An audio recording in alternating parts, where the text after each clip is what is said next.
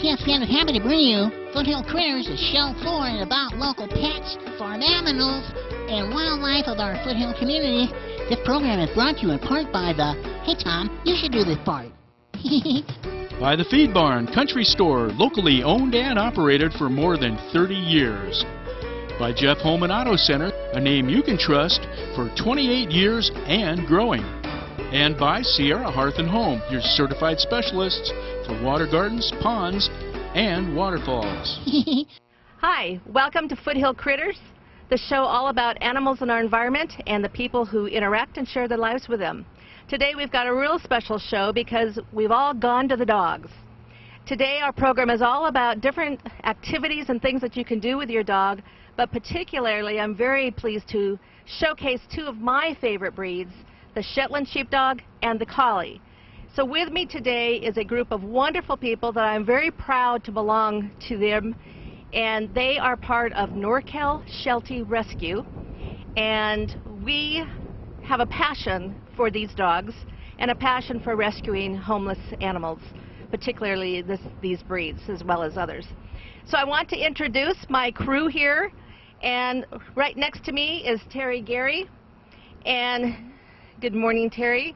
And you have brought with you... This is Rocky. He's a certified therapy dog, and Rocky is a rescue from NorCal Sheltie Rescue. Had him 8 years now. Wow. He looks fabulous. And unfortunately, I have to admit that mine is the one that's showing her other side to you. This is this is my smooth coat collie, Kaylee. She is also a rescue dog. Her owners were in foreclosure, and they did not have the money to treat her for epilepsy. She has seizure disorder and had not been treated at all. I've had her since January, and she's on medication, and which I think kind of makes her a little bit slow. And so that might be why she's kind of acting funny today. But anyway, she is a fabulous dog, and she is 6 years old. And then standing next to Terry is Liliana Marin. And Liliana, who do you have with you? Hi there. In front of me, laying down, I have Manchester. He's camera shy, I guess. And Manchester actually was a stray. He was pulled from the Fresno SPCA. I've had him about 5 years. I adopted him, I believe it was Labor Day of 2007. He's an overgrown Sheltie. We'll go into that later on. And then behind him, I have Gracie. Gracie! There we go. Gracie actually was found with a hoarder in San Luis Obispo. The woman had 10 dogs and 47 cats and kept her in a crate all day. Whoa. She weighed 44 pounds when I got her. She's now a svelte 32. She looks fabulous. And she looks wonderful. She's also about 5 years old. She looks great. And also we have with us is Kathy Goheen. And Kathy has also one of our ringers in the group. Kathy, good morning. Good morning. And who do you have with you today? Well, I have my rough collie, Lulu. I got her from a shelter in Amador County here. I've had her for 3 years. And after having her, since she's such a social butterfly, I wanted to get another dog. And I thought a Sheltie would look real cute. So a year ago, just last month, we got Bentley, who is a tricolor Sheltie. And he is one of our little poster dogs for why everyone should get their dog microchipped. He had gotten out after fireworks, and he wasn't microchipped and came into rescue. And I was the lucky one to have gotten him. Yes, he looks fabulous too. These are gorgeous dogs. And what I might mention here is people might be asking us, are these show dogs? In other words, do they go to conformation shows? And these are not necessarily. And these are pets. But let me tell you, as we'll introduce and learn more about these dogs today, some of these dogs do some fabulous things in our community. So we'll share that with you too. So tell me, all three of you, what makes these two breeds, the Sheltie, and obviously we're going to touch on Sheltie right now because this group of gals are all from NorCal Sheltie Rescue, which is a group. Terry, can you explain what is NorCal Sheltie Rescue and what is it that you guys are doing? We're going to talk about rescue a little bit later, but what makes, in other words, why did you join NorCal Sheltie Rescue? What gives you the passion to rescue these particular dogs, this breed? This breed? Well, my husband and I have always owned Shelties, and so we like the breed, and rather than purchase a puppy from a breeder, we decided it would be nice to rescue a homeless dog. So I got on the list, the waiting list, and the director found this nice dog for us. He had a lot of issues when we first got him, and I'll talk more about that later. But in meeting some of the rescue people, I found that that's something I could be interested in retirement. And it's a great organization. We have people who are really dedicated to the breed, and there are dogs that come from all walks of life, from strays, from divorces, relocations, the economy over the last few years, and it's very rewarding to take the dogs into private foster care, get them what they need, assess them for temperament and behavior, and adopt them to our what eventually becomes our extended Sheltie family. It's very rewarding. Right. Liliana, for you, what brought you to the Shetland Sheepdog breed? Actually, I've been with NorCal Sheltie Rescue not as a volunteer, but I have adopted my dogs since 1985. So these are actually dogs number 5 and 6. When I adopted my first one, and it was really a fluke, it's not like I was seeking out a Sheltie, I fell in love with the breed, and I, unlike Terry, I worked full-time and decided that, I think probably out of guilt, I wanted another dog to keep the first one companion, and ever since I've had 2, I never go back to one. I come home from work and my socks have moved, I can't find a shoe, so they play.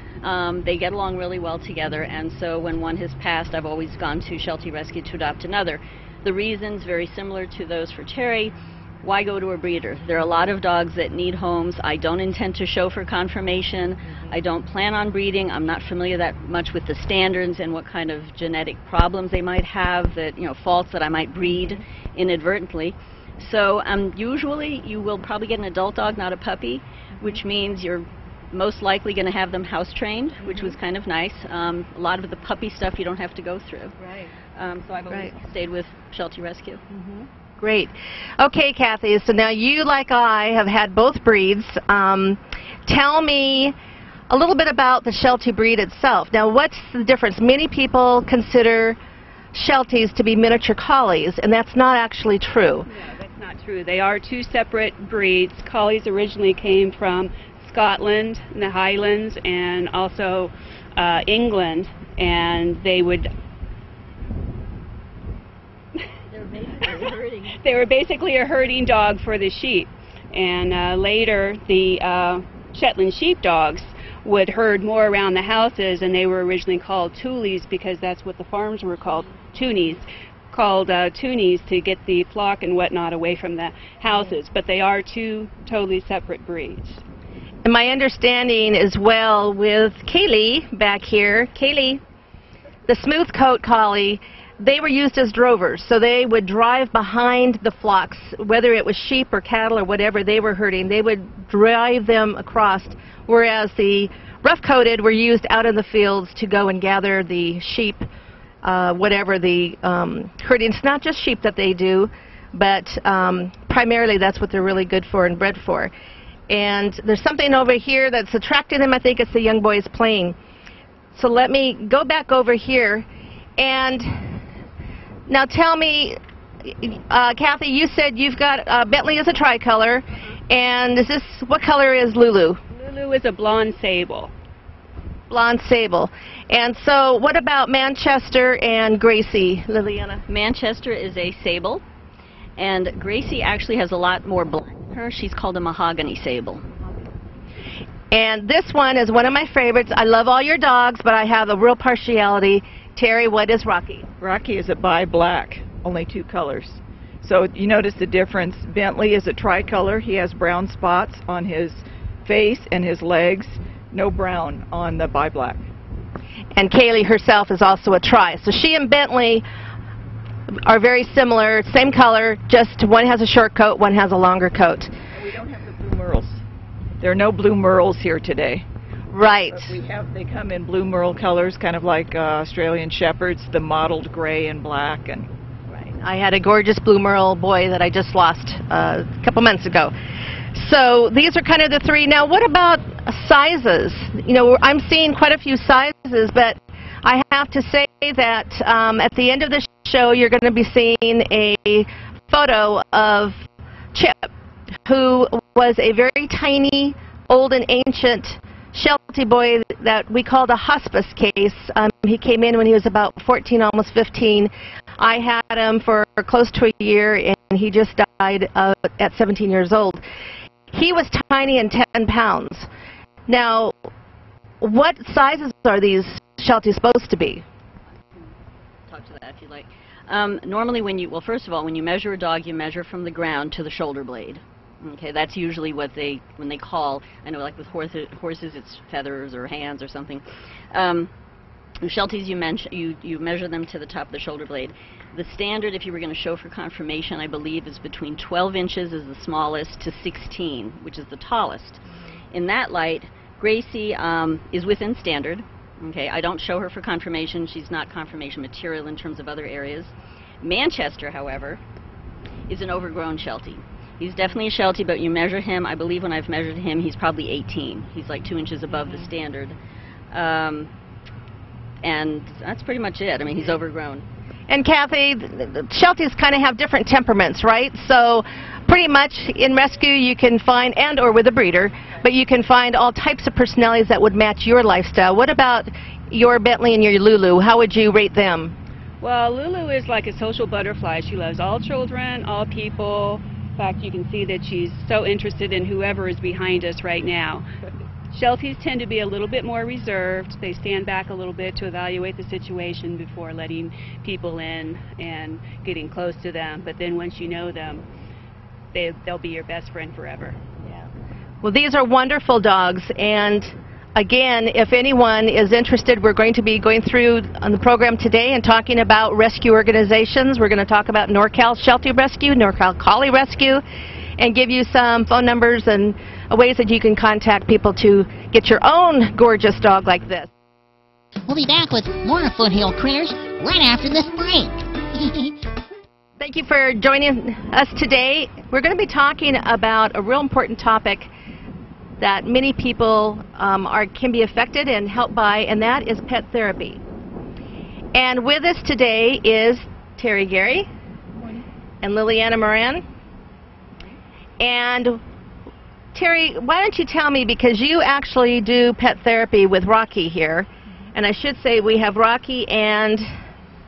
Actually, Gracie doesn't do therapy, but my prior Shelties have done therapy in different situations. Right. So we've got Gracie in here because she looks really good. And my Kaylee is here, not looking so good, but I wanted to talk to Terry about how I would know whether or not Kaylee might be a good therapy dog. So, Terry, tell me a little bit about what is pet therapy and what do you do with it? The pet therapy that we're involved with, Rocky and I, involves just taking him into various places and letting people do what I'm doing right now. Pet the dog, they get the tactile sensation. The places we visit are those that can't have their own pets, and so the residents really appreciate having a dog to pet and just love and spend time with and talk to, you know, like a friend. And so I tell people that Rocky has 3 jobs. He earns every bit of food that he gets, and he visits a retirement home, both an apartment unit complex and assisted living and skilled nursing. And his 3rd job is an Alzheimer's unit, where you know, people frequently don't remember him from visit to visit, but they always love him. And so that's his contribution, and it's something I've wanted to do in retirement for a long time. And it's a great way to spend time with your dog. Takes a little bit of training, as we'll discuss, but and Rocky's a natural for it, as you can see. He's just the right size. And what is so amazing to me is that Rocky was a rescue dog. Yes.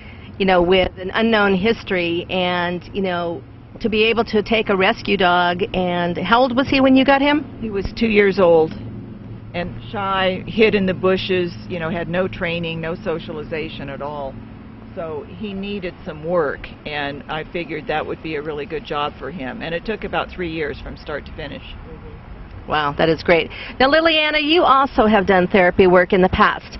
Now, where were you when you did this? Was that... Actually, there were 3 places. It was not with Gracie. It was with my prior 2 Shelties. Their names were Gypsy and Cromwell.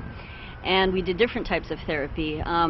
Similarly to Rocky, we would go to a skilled nursing facility in the Bay Area, and it was to people recuperating from surgeries or just there for long terms. You needed a dog that would be able to be put on a bed. They could pet them, very social, and that was Gypsy's role. Cromwell, however, was used for occupational therapy. He did not like being picked up. He didn't like it when his feet were airborne. But for occupational therapy or physical therapy, they wanted some dog, or they wanted to have the patients be able to do upper body motion, like this, like throwing a ball. And so Cromwell, they needed a dog that would consistently retrieve and bring back and not decide in the middle of it, okay, now you get them. And that's what Cromwell did. He consistently brought back his balls. And the third area was an Alzheimer unit. And what was very interesting to me was I was working in an Alzheimer unit at the time and just happened to bring in one of my dogs. And here you had a situation where the patients were making sentences that didn't make too much sense, like I went to the bank to get some yogurt and the Indian came along. And the minute the dog came, everybody was speaking coherent sentences. Oh, look at the little dog. Are you going to pet the little dog? It was just amazing how they just relate so well to the patients. That is amazing. And I know that research shows that pets can help to lower blood pressure. They can help people who are battling depression, just by simply stroking a pet can lower that blood pressure, calm a person. And so you can imagine going into these units like both of you have, how that can really affect those who are sort of confined and not at home, which is not where these people want to be. Terry, the reason why I have Kaylee, who is not behaving as nicely as yours, she's not quite sure why she's standing in the sun, I think. I have thought in the past that she might be a good candidate for a therapy dog because she's very calm and very mellow, loves everyone, gets along with everything and anything. But tell me some of the things that need to be done. If a person at home was thinking, hey, I've got a really good dog that's very social, maybe I could do this kind of work and do something here in our county. So what would be some steps? What kind of training do you need? If you're looking at your own dog or someone else's dog to assess whether or not they might make a good therapy dog, the first thing to look at is aggression. There can be absolutely no aggression. That's the one thing that rules out a dog immediately. And that means no nipping, no startling. Therapy dogs need to be calm, pretty stable in most situations. And so a lot of the testing requirements look at those very things. Kaylee is a good size. If you imagine somebody in a wheelchair, for example, or in a bed, she's a nice, good size. She's allowing other people to pet her.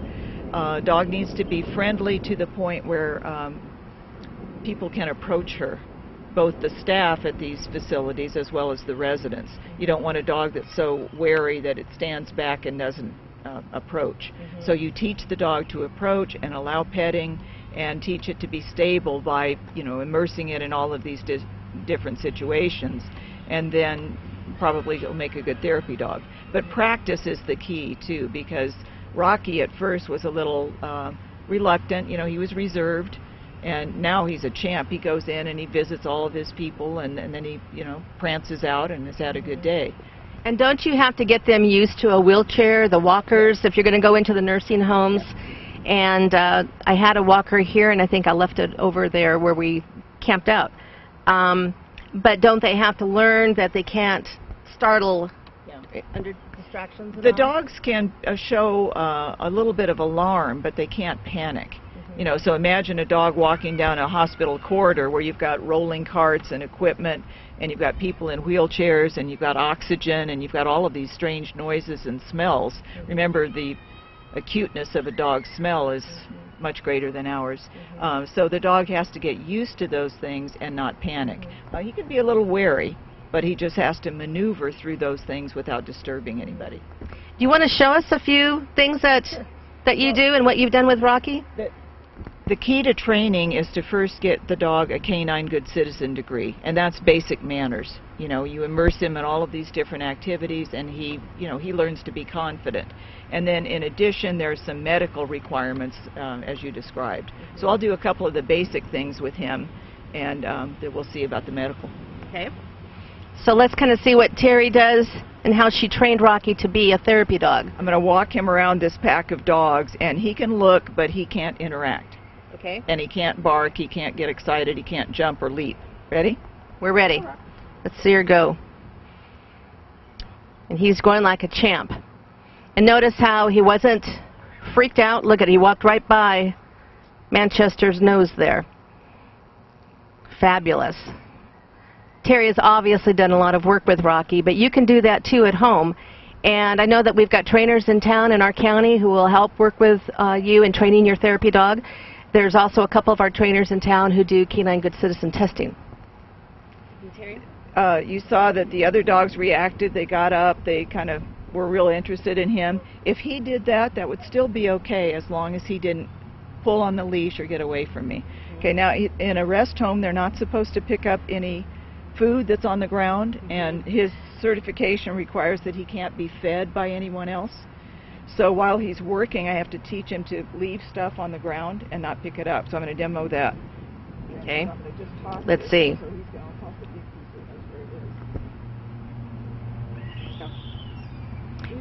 And I have to say that Kaylee would go right for that. Look at that. He went right by that and didn't try to pick it up, which would be very important in the nursing homes or some of the other, maybe with children places, that you might find food on the floor. So it's really important for Rocky. Leave it, is what Terry told him. Fabulous. Fantastic boy. You don't give him the one that's on the ground, you give him one from your hand. He never gets rewarded by what's on the ground. So those are just two examples. I don't know how we doing on time. We've got 2 more minutes, so why don't you give us one quick more. Okay, I'm going to leave him with you. You can go back over there, and I'm going to leave him. Okay. And he'll probably watch me, but you're supposed to be able to leave your dog with any stranger and walk out of sight and have him not react. Okay. Okay, he'll probably watch, but that's... And boy, does he focus on Terry. He's kind of looking around for maybe something that she might have dropped, I think. But again, these Shelties and Collies are extremely intelligent breeds. Look at this boy. And so he can look at her. As she said, that's okay for him to turn and look at her. But he can't want to try to pull away. Fabulous. Thank you. Thank him. That's right. He's Rocky, you are a great guy. It's funny when we go in the rest home, everybody's waiting to see him. They all know him by name. Not a soul knows me, which is fine, but he's like a rock star. That's amazing. And when you go in, then the nursing home person is just kind of petting them. You go up to the person, and he knows go say hello, so he approaches. And if somebody's bedridden, I may lift him up. It just depends on the person. So again, remember that we have trainers in our Amador County who would be able to help assist you to train your dog to be a canine good citizen, but as well to go into therapy work, which will be very, very rewarding. I know that we have a group, I think, in town here who do that. And again, these are fabulous, stable dogs that are able to do that kind of work. So Terry and Liliana, thank you very much. And stay tuned with us. We're going to go on and talk about rescue dogs, rescue organizations, and how you guys can also be able to get a fabulous dog through either rescue or the animal shelters. We'll be back with more Foothill Critters right after this break. Welcome back to Foothill Critters and the show that's gone to the dogs. Joining me in this segment is Kathy Gohey. Next to me, Liliana Moran. Next to me, and Terry Geary on the end. And we have a slew of dogs here. These are Shetland sheepdogs or Shelties, and there is a token smooth coat collie right in front of me named Kaylee, and Lulu, who is a rough-coated collie. So we're going to talk about rescue and what rescue means, where a person can find these purebred dogs. And let me tell you that every purebred breed has a rescue associated with it somewhere. And we are lucky here in Northern California to have both NorCal Sheltie Rescue, and these ladies are all part of that organization. We volunteer for that group. And we also have NorCal Collie Rescue, and both of these dogs came through those. And so I just wanted to talk to the ladies about really what is it to be a rescuer. Liliana, what does it mean, and how did you get into this? Actually, it means a great deal. I've been adopting from NorCal Sheltie Rescue since 1985. My dogs here, Manchester and Gracie, who's being camera shy, are actually numbers 5 and 6. And I actually decided to volunteer about 5 years ago. I had moved to the Fresno area and didn't know anybody down there, and I had adopted Manchester first, and then he needed a buddy, so I adopted Gracie, and then thought, well, hey, you know, why not volunteer? I didn't think they had a coordinator down in that area, and so I was speaking with the director, and became involved with not only pulling from the shelters. You basically have a certificate that shows we're not-for-profit and we're a legitimate rescue, and I can pull from the shelters. And also, when people inquire on our website, because they have to unfortunately relinquish the dog for either reasons like the economy, I'm losing my house, my apartment I'm going into doesn't take pets, they relinquish, I would then go and facilitate that and get the dog. Wouldn't necessarily foster, because I work full-time and I have 2 of my own. The most I could foster at one time were 2. I actually have done 3, and 1 week last year I think I had 5 because we had a horrible situation and Liliana stepped in. We had to pull 5 from a backyard breeder, so I had 7 dogs for 1 week in my household, and gained a deep respect for women with sextuplets. Definitely. Right. But definitely it was very rewarding. It's hard, sometimes you get bonded, but you know they're going to a better situation. Right. And Terry, you've been with NorCal Sheltie Rescue for a long time, and you're one of the leaders in the group, and tell us a little bit about NorCal Sheltie Rescue and your involvement with it and how you got into it. I got into it because of Rocky, whom I adopted in 2003, and then shortly thereafter I retired, and so I contacted the director and said I'd like to help. I think I'd like to foster. And it was funny, she said, "We don't need you." And I said, very politely she said that, but at the time they didn't have any dogs. And I said, okay, keep me in mind. And then I think it was about a month later she called me, and from that point on my husband and I have fostered over 50 dogs now. And that's how we got started. And then since I was retired, I had more time than a lot of other people who are our volunteers. So I'm now the intake and adoption coordinator. I maintain the database and, you know, take in all the applications and do a lot of the conversing with people about what they'd like and what kind of dogs we have. And all of our dogs are housed in individual foster homes, private foster homes. We don't have a central facility. So that gives us a chance to really assess the dogs and make sure that when they're adopted, we've got a really good match between the temperament and the health issues and behaviors and all of the dog and the desires of the applicants who are on our list. Mm-hmm. That's great. Now, Kathy, you've been in with NorCal Sheltie Rescue for probably a little bit shorter time. Yeah. But tell us about how you got involved and what you've experienced so far. Okay. I've had Bentley about 1 year, and that's when I got involved with NorCal Sheltie Rescue. I got Lulu about 3 years ago, and she was actually from Placerville Shelter. And you'll hear some people when you get into rescue that they think the dogs actually rescued them, and that's the case with me. I had had a golden retriever that got cancer, and it had lost a family member as well within 6 months. And Lulu, when I first got her, a lot of times they sometimes have issues. When I would take her for a walk, she would spin in circles and whatnot. So she really changed my focus and helped me get through a difficult time. And it's just a real love. And I wanted to get another dog for her, and I wanted a lap dog. And as you can see, Bentley makes a great lap dog. He does. He's a beautiful one. Yes. Right. And so it's nice that they both have each other, and yet, you know, you've kind of got a smaller size, so it makes it a little bit easier. And the circle of friends that I have gained just in the past year with Sheltie Rescue, you meet a bunch of great people. We have all kinds of different events to go to that the public and the foster people and people who have adopted, like me, become involved or just go to some of our events. It's a lot of fun. Mm-hmm. And I think I had mentioned earlier that Kaylee here, who is a tricolor smooth coat collie, she was referred by NorCal Collie Rescue. We don't have any other representatives here today with that group, but it was a foreclosure situation. Couple with a couple children had Kaylee for 6 years and found themselves in a situation that they couldn't keep her any longer, and she had seizures that had not been treated. And so by the time NorCal Collie, and I happen to know the president of it, had contacted me and said, you know, there's this fabulous dog on our referral page. And so I had always wanted a collie, and I have fostered a couple smooth coats. This is my first try.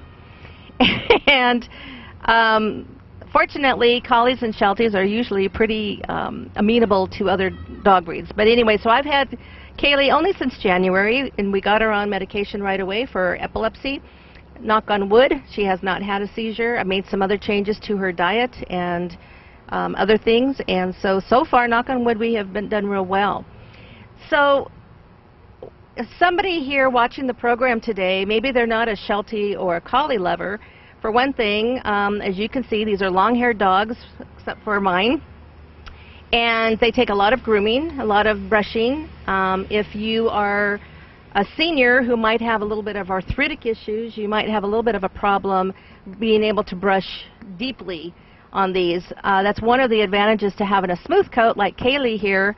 And even though she does shed quite a bit, it's shedding season right now, so they're all shedding. But it's much easier for someone. Unfortunately, Shelties do not come in the smooth coat variety because of genetics and, again, from where they started from. But again, for someone in the community watching the program today, and if they say they wanted a different breed or whatever, you know, how would they be able to find a rescue dog? Terry or Liana, either one? We network with a whole group of other breed groups, just because in the rescue business you get to know other people, and so we've got a pretty vast network of people that we can contact in the event of another breed that comes our way that we think needs to be rescued. Or if somebody just emails us and says, I'm interested in such and such a breed, we have some material we can send them. And again, Liana, these dogs are coming primarily from where? Do you mean location? Like shelters? They're primarily, well, primarily it depends even on the year. Sometimes we get more from the shelters that we hear about, or we find them on Pet Finder, or they know us, so they contact us directly because they need to make space. And if they can save a dog, you know, they'll adopt it out, not adopt it out, excuse me, they'll transition over to one of the rescue groups. The other route would be surrenders. And those are the people who unfortunately have to, for whatever reason, have to give up their dog. A new baby and they don't have the time, or the economy or divorce situation. And it was interesting, on one application one woman put down that her husband got the dog and she got the shaft. But she definitely wanted a Sheltie, so she approached us. So one of the things then is to remember that these rescue organizations, NorCal Sheltie Rescue as well as some of the others, have put a lot of money into these dogs. These dogs usually come in, they're not neutered or spayed, and they need their vaccinations, and sometimes they need dentals to clean the teeth. Sometimes they've got medical issues. So there is an adoption fee, correct? Yes. And it varies by the price or the age of the dog. You know offhand what the prices are? Terry, do you know what, for NorCal Sheltie Rescue, do you happen to know what the prices are for adoption? The younger the dog, the higher the adoption donation. We call it a donation because it rarely matches the cost that we've got into the dog. So if we were to get a puppy, which is rare, it would be $400. A senior dog usually is $150. So it is reasonable, and again, with rescue organizations, a little bit different from the shelters, but remember too, in our county we've got a fabulous Amador County Animal Control Center, which has got a beautiful center that is very modern, up to date. The staff there are fabulous, take care of the dogs wonderfully, they care about them. And so I think their shelter prices are around $85, maybe $95. They're already spayed and have their vaccinations. The only difference with a shelter dog, I would say, is that you're not going to know as much about the personality and the temperament, and that's what rescue does. We all house these dogs in our homes, and we get to know their personalities. We work with training, we work with different issues that they might have, such as Kaylee, who needed to be stabilized from seizure disorder. And so consequently, you know, you've got the realm. We've also got, and we'll be listing that, you can find rescue dogs on petfinder.com online, and you can put in the breed that you desire, and it will come up with all sorts of purebreds as well as the mixed breeds that might have part of Sheltie, part Collie, part Poodle, whatever. So there's a lot of ways to be able to get purebred dogs and give them a great home. So with that, thank you ladies, thank you dogs, and we're very grateful to have volunteers like Terry and Liliana and Kathy. We'll be back with more Foothill Critters right after this break. Welcome again to Foothill Critters, and today, this last segment, we're going to talk with a very special person that I'm very honored to have with us today. Teresa Gary is the author of a book, and it's called English for Dogs, 50 Words All Dogs Should Know. Welcome, Terry. Thank you. Thank you for having me. And with you is a marvelous dog, a bi-black Sheltie, which happens to be one of my favorite colors, and he is? Rocky. He's 10 years old now. Oh my, he does not look 10 years old. He's fabulous. So Terry, tell me, what led you to write this book? I decided to write the book after fostering a number of Shelties for NorCal Sheltie Rescue and recognizing how many of them lacked good behaviors that would make them a nice companion dog for an average family. Mm-hmm. And so as a result of all the training that I did with them, I'm really interested in training. I decided that it would be nice to pass along some of the things that I've learned in just fostering a variety of dogs with different issues to the adopters, and not only our adopters of these dogs, but also the general public. A lot of books that you purchase about dog training are pretty scientific. They're not, many of them are geared toward dog trainers themselves, and they're very specific and detailed. I wanted something that the average family, including children, could pick up and use to make their dog a better behaved companion, and ideally the end result would be fewer dogs in shelters and rescue groups because the dogs are everything they want. They're doing everything that their family wants them to do. One thing that I loved about it, and I have my own autographed, personalized copy, but what I liked about the book is that you have it very simple. Anyone can go and purchase this book, and you've got photographs in there, Rocky's in there, some of Terry's other Bo's in there, Terry's golden retriever that she has at home. And so what I liked about it, you've got photos, you've got demonstrations, but you keep it very simple. That's the idea, is to keep it simple so that people can be consistent. One of the problems that people have in training their own dogs is that everybody in the family uses a different word for the same action. An easy example is the husband will tell the dog down when he wants him to get off the sofa, and the wife will tell the dog off. So the dog is hearing down, he's hearing off, and it's one action that really they're looking for. So keep it simple. Choose one word. It doesn't have to, there's nothing magical about the 50 words that I've chosen. They seem to work really well, but choose one word and have everybody use it. Similarly for housebreaking, everybody has to get on the same page. If the dog goes out at a certain time every day, make sure that you're consistent in that routine so that the dog is reinforced for doing all the right things and not being thrown for a loop when somebody chooses to change his routine. So one of the things that when I looked at this is why these 50 words, and when I first heard 50 I thought, oh my gosh, you know, how is any dog to learn all these 50 words? It seemed almost amazing to me. And then when I started looking at what words you were using and the different reasons, now how did you break up these words, these segments? I noticed that you did that. I did that based on a lot of experience with foster dogs. I kind of boiled it down to, what does a dog need to be really loved and accepted in a household and have a lifelong relationship with a family?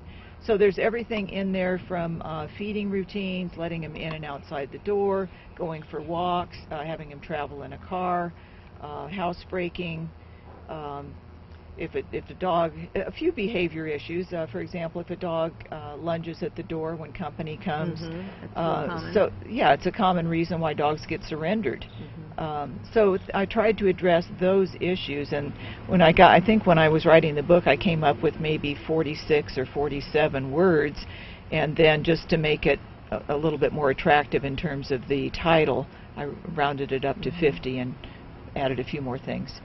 The other thing that I like about this book is that when you're talking about some of the other training methods, a lot of folks who are diehards, who do obedience, performance sports, and really get very technical, they are buying the books that are very technical. But you know, the average pet owner doesn't go to that degree. They're not out to show their dog in obedience trials, trying to get championship degrees on them and all.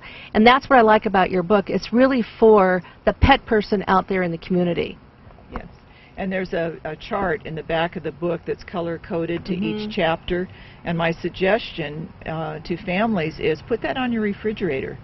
So that if you're training your dog to, let's say, sit before he eats his meal, everybody can look at that and say, okay, that's an easy one because the word is sit. But if you're letting your dog outside and having him wait at the door, it's important to use one word. So wait is the word that everybody uses, and not stop or I said no or any other configuration. And so that chart is kind of a reminder of this is what we're doing. I mean, you could even put a little check by the words that the dog already knows. It's kind of a fun way of looking at the progress your dog is making. Well, that's where I love that you color-coded the groupings. Like, right. And so how long would it take a dog to learn these? I mean, you're not expecting them to know 50 words overnight, right? No. Typically what I do with a new foster dog is maybe teach him 10 or 12 of the big things, the big basics, like waiting at the door, waiting for his food, walking politely on leash. Some of the things that I think people would be annoyed by enough to surrender their dog. And then what I do is I send the foster dog off with his new family with check marks by here's what he knows, here's what he needs to know. Some dogs have specific things they absolutely need to work on, and others are pretty good, and maybe they don't need the last 25 words because they're pretty well behaved already, because we get some nice dogs into rescue. But for those who really need the work, it helps to just kind of summarize what they know and where they need to go. So why don't you tell us all maybe what the basic words would be? How would you start out if Rocky knew nothing and just came out of the animal shelter? How would you start with Rocky? What words would you teach? How would you do that?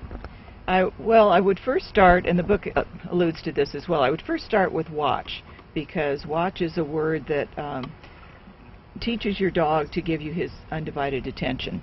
If you can't get your dog's attention, you can't teach him anything.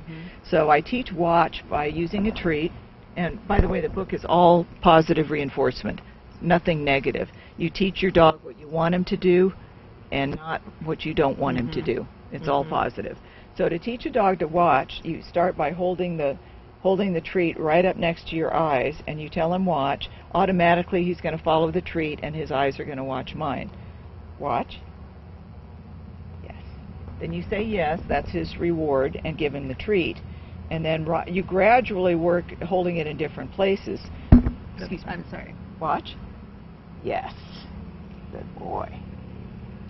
Takes a little bit of time, but this is fun. Kids love this exercise because the dog starts to learn it in like 2 minutes. Watch. Watch. Watch. Yes.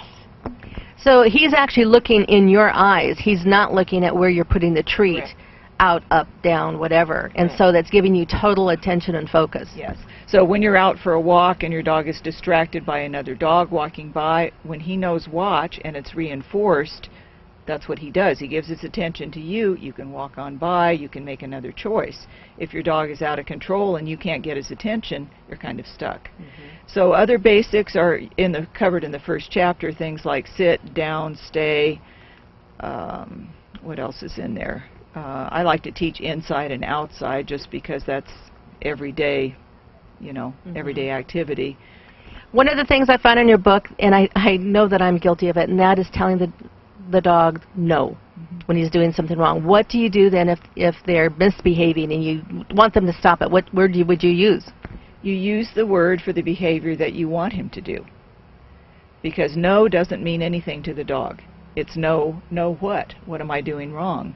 So if your dog is chewing something up, you simply hand him another, like a chew toy, something that's his and he can chew, and you redirect the behavior. So you would say, for example, leave it, and then hand him his toy, and or whatever it is that he can chew. So you just redirect the behavior. If he's jumping up on somebody, you tell him off, and you throw a ball for him, or reward him with something that he really likes to do. I think the word off and down are so misused, and I see that and I know exactly what you mean. And I've caught myself, too, trying to correct like family members who come to visit who are telling my dog down if they're jumping up on the couch or something, and the word's off. And so it can be confusing for the dog. Yeah. Absolutely. This is a down position, so if you teach your dog down, this is what he'll be doing. And if you want him off, like let's say I want him off this table. Okay. We'll tell him that. Rocky, off. It's too high for him. Off. It's kind of scary because there's, you know, the bench has got the space in between there. Yeah, it's not ideal. But if you're on the sofa, for example, it's a short hop off, and so if he doesn't respond immediately, you say off and toss a treat, he's going to go after the treat, and then you've got an off. So then you just practice up and off.